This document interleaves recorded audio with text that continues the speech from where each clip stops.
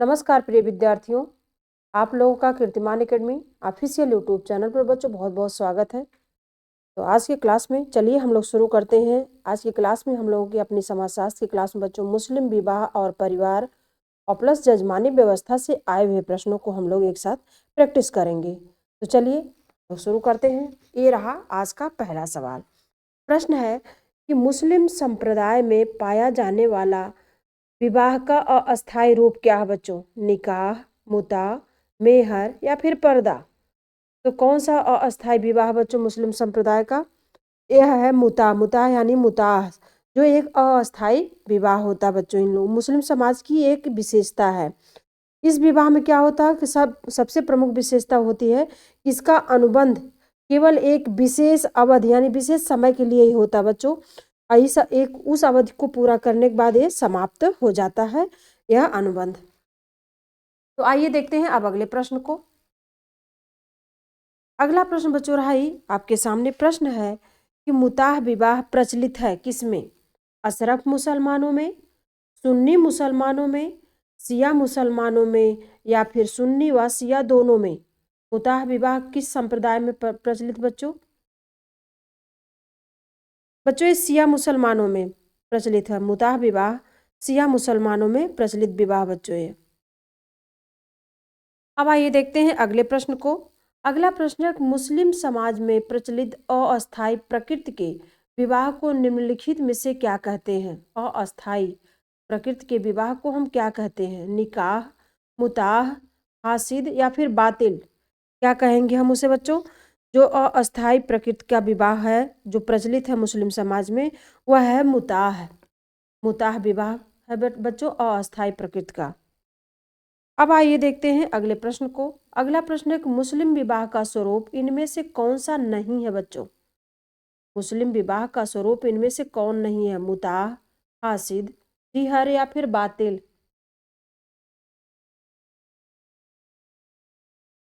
कौन सा स्वरूप इसमें से नहीं है बच्चों? ये जिहर जो है मुस्लिम का स्वरूप नहीं, मुस्लिम विवाह का स्वरूप नहीं बच्चों, जिहर। अब आइए देखते हैं अगले प्रश्न को। अगला प्रश्न बच्चों ये रहा आपके सामने। प्रश्न है कि मुसलमानों में तलाक के किस रूप में पति पत्नी परस्पर सहमत से विवाह विच्छेद तय करते हैं तथा किसी भी पक्ष को दूसरे के लिए क्षतिपूर्ति नहीं देनी पड़ती है? यह तलाक का कौन सा रूप है बच्चों? इला, खुला, मुबारत या जिहर? कौन सा रूप है इसका? ये बच्चों इसका रूप जो है तलाक का, यह मुबारत है। क्या है? मुबारत, मुबारत है बच्चों। अब आइए देखते हैं अगले प्रश्न को। अगला प्रश्न है कि मुस्लिम समाज में पति पत्नी की सहमत से होने वाले तलाक को क्या कहते हैं? दोनों के सहमत से होने वाला तलाक क्या कहलाता है बच्चों मुस्लिमों में? ये मुबारत कहलाता है। मुबारत, मुबारत कहलाता है। अब आइए देखते हैं अगले प्रश्न को। प्रश्न है कि मुस्लिम में पति पत्नी की पारस्परिक सहमत से होने वाला तलाक का नाम क्या है? बच्चों पति पत्नी की सहमत से होने वाला तलाक मुबारत ही कहलाता बच्चों। मुबारत, मुबारत ही कहलाता बच्चों। अब आइए देखते हैं अगले प्रश्न को। अगला प्रश्न है कि एक मुस्लिम पत्नी को पति द्वारा विवाह के समय दिया जाने वाला कहलाता है, क्या कहलाता बच्चों? वधू मूल्य, मेहर, दहेज या फिर उपहार? क्या कहलाता बच्चों? ये मुस्लिमों का है बच्चों, तो क्या कहलाएगा बच्चों? ये मेहर कहलाएगा। मुस्लिम पत्नी को पति के द्वारा विवाह के समय दिए जाने वाला धन, जो गिफ्ट हो कुछ भी हो, उसे हम क्या कहेंगे? मेहर कहते हैं, मेहर।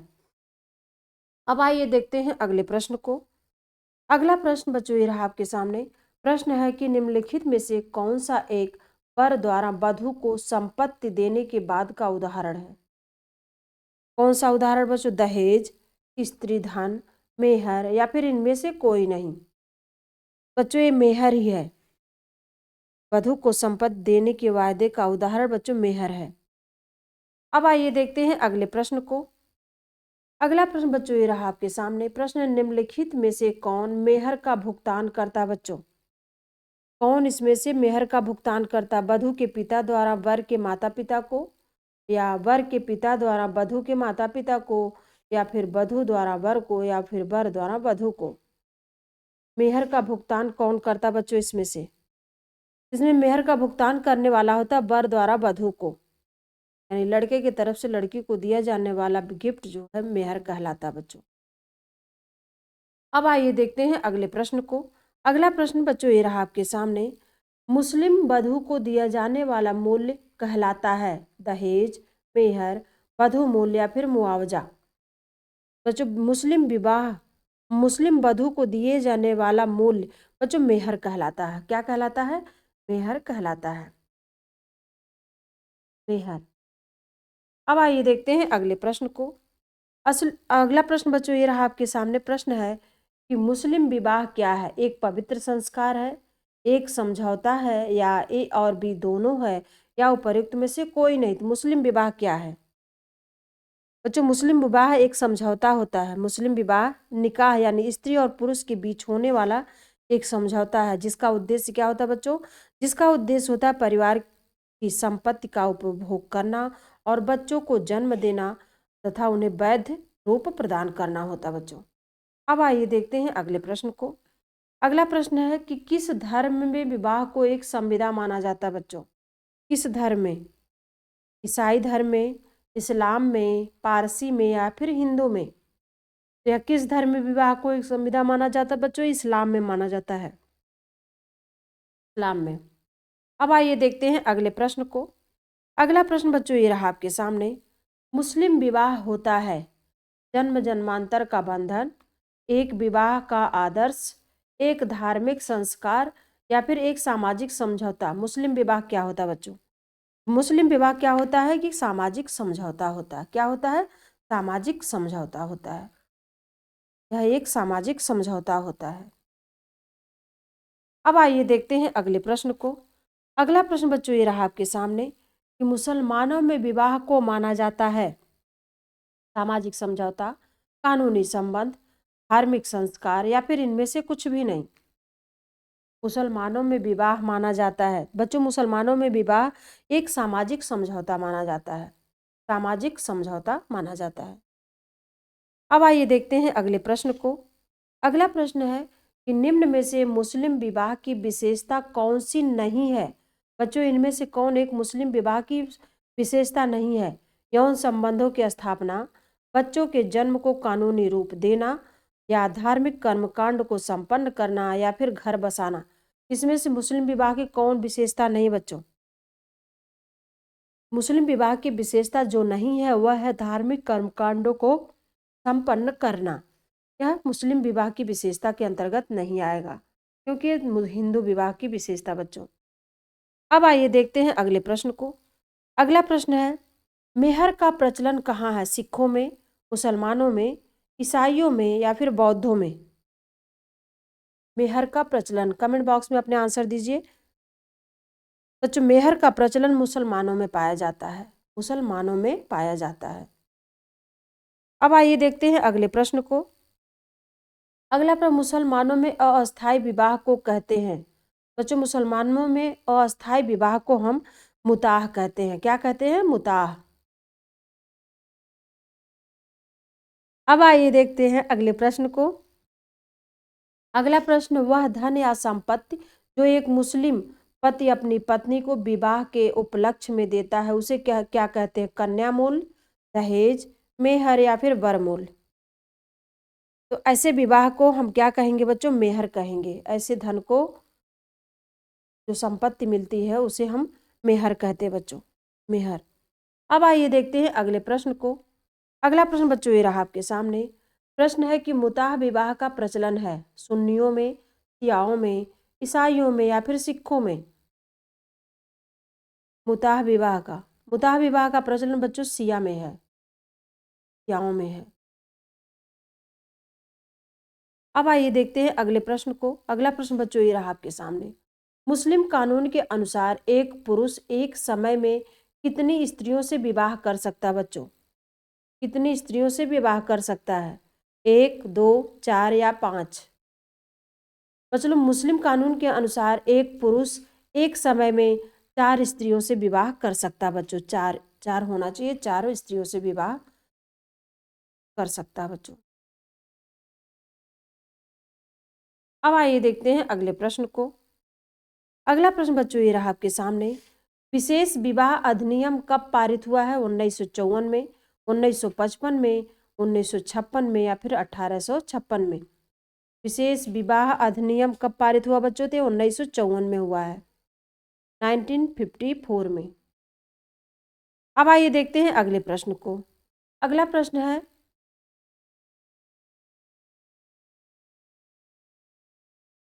अगला प्रश्न बच्चों ये रहा आपके सामने। हिंदू विधवा पुनर्विवाह अधिनियम कब पारित हुआ है?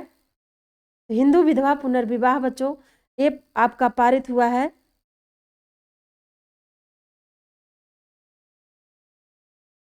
कि मुस्लिमों से अलग आ गया प्रश्न बच्चों।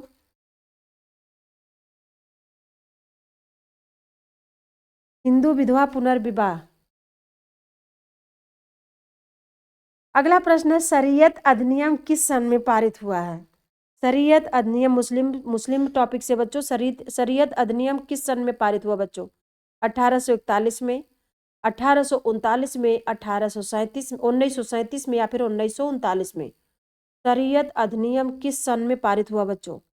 ये 1937 में पारित हुआ बच्चों, 1937 में शरीयत अधिनियम। अब आइए देखते हैं अगले प्रश्न को। अगला प्रश्न बच्चों ये रहा आपके सामने। प्रश्न है कि मुस्लिम विवाह विच्छेद अधिनियम पारित हुआ सन, वह सन बताना बच्चों। कब पारित हुआ मुस्लिम विवाह विच्छेद अधिनियम? कब पारित हुआ बच्चों?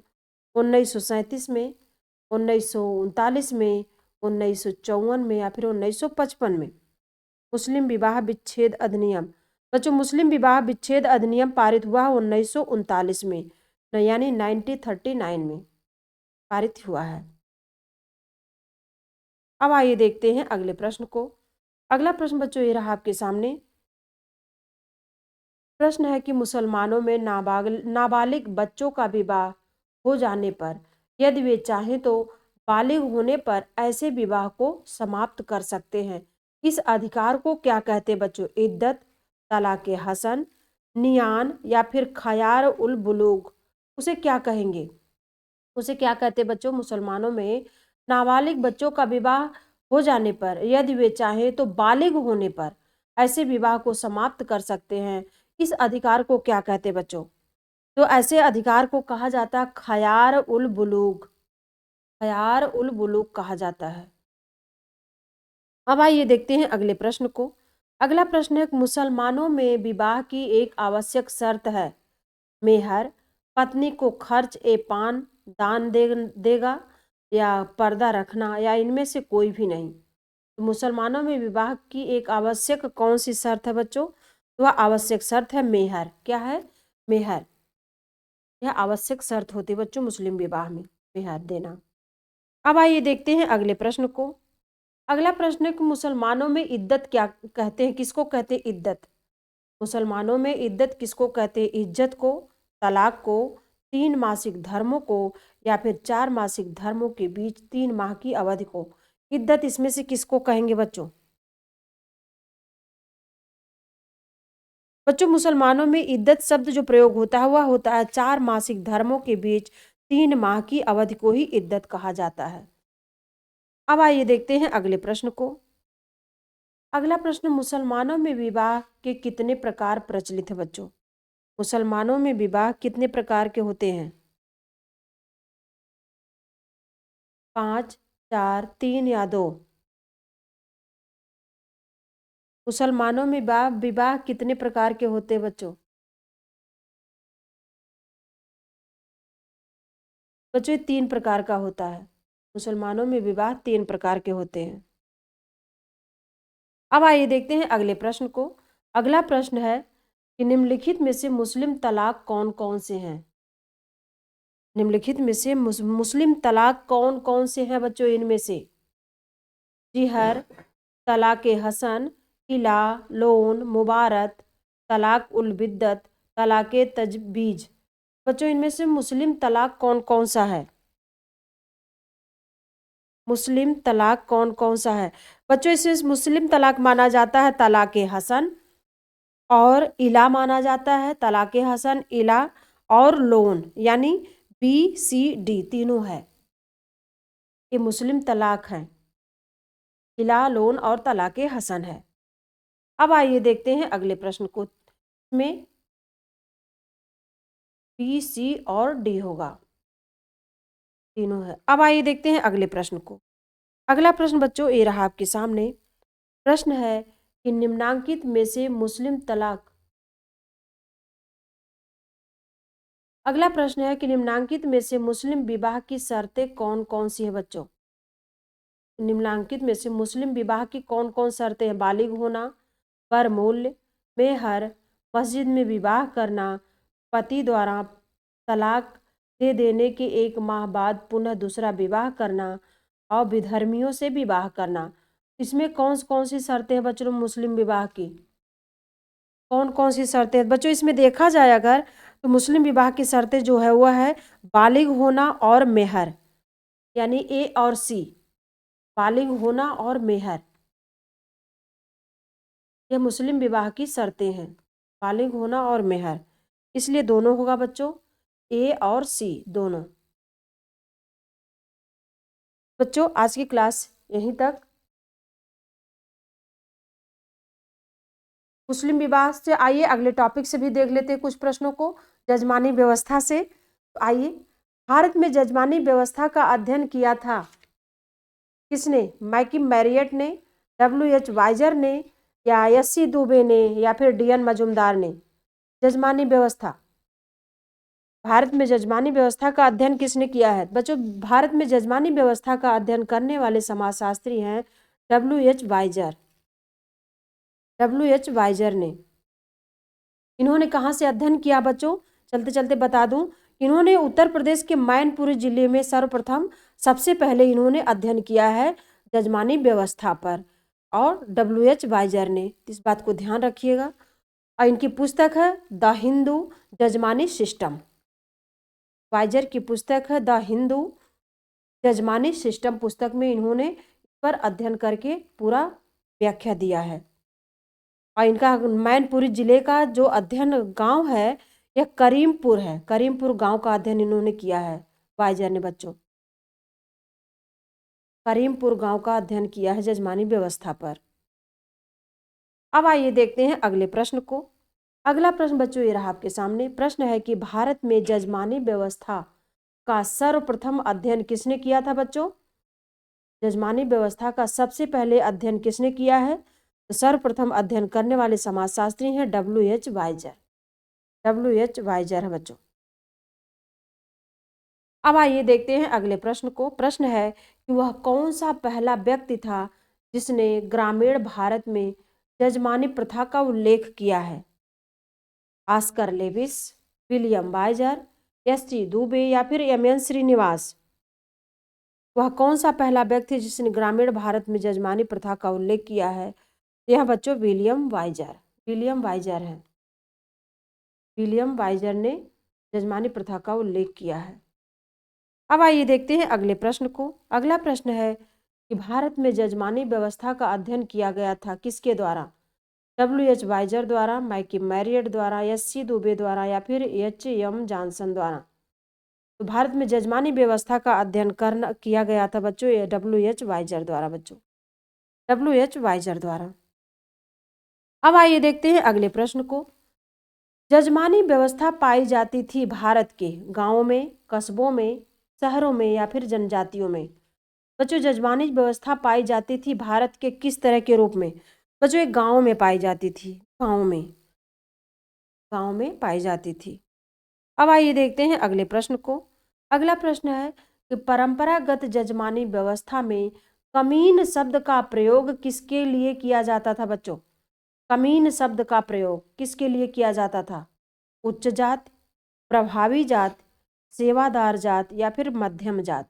कमीन शब्द किसके लिए जजमानी व्यवस्था में बच्चों प्रयोग हुआ है? बच्चों इस सेवादार जात के लिए कमीन शब्द का प्रयोग हुआ है। जजमानी व्यवस्था में कमीन शब्द का प्रयोग सेवादार जात के लिए किया गया बच्चों। सेवादार जाति के लिए। अब आइए देखते हैं अगले प्रश्न को। अगला प्रश्न बच्चों ये रहा आपके सामने। प्रश्न है, पारंपरिक जजमानी व्यवस्था में भुगतान का प्रारूप सेवा अर्पित करने वाले व्यक्तियों को दिया जाता था। क्या दिया? नगद भुगतान, अन्य राशि का भुगतान, नगद और वस्तुएं दोनों, या ना तो नगद ही ना ही वस्तुएं। वह कौन सा प्रारूप था बच्चों भुगतान का जो सेवा अर्पित करने वाले व्यक्तियों को दिया जाता था? बच्चों ये नगद और वस्तुएं दोनों होती थी, नगद और वस्तुएं दोनों होती थी। अब आइए देखते हैं अगला प्रश्न। जजमानी व्यवस्था अदला बदली है किसकी? भूमि की, मुद्रा की, प्रलेख की, या सेवाओं एवं वस्तुओं की? जजमानी व्यवस्था अदला बदली है किसकी? बच्चों अगर देखा जाए तो जजमानी व्यवस्था में जो हमको अध्ययन के द्वारा मिला है प्रमाण, उसको अगर देखते हैं तो इसमें है आपका जजमानी व्यवस्था अदला बदली है। बच्चों ये है आपकी सेवाओं एवं वस्तुओं की, सेवाओं एवं वस्तुओं की। अगला प्रश्न बच्चों ये रहा आपके सामने। जजमानी व्यवस्था की क्या विशेषताएं हैं? जजमानी व्यवस्था की क्या विशेषताएं बच्चों है? एक व्यक्ति दूसरे की सेवा करता है, या संबंधों का विकास होता है, या सेवा के बदले वस्तु या सेवा प्राप्त करता है, या इनमें से सभी। तो जजमानी व्यवस्था की क्या विशेषता है इसमें से? बच्चों जजमानी व्यवस्था की विशेषता इनमें से सभी होगा, क्योंकि सभी अध्ययन में पाया गया है, इसलिए सभी है। जजमानी व्यवस्था की सारी विशेषताएं हैं, इसलिए सभी होगा। बच्चों आज की क्लास यहीं तक, फिर मिलूंगी मैं एक नई टॉपिक के साथ अगली क्लास में। तब तक आप लोग पढ़ते रहिए, स्वस्थ रहिए बच्चों। नमस्कार।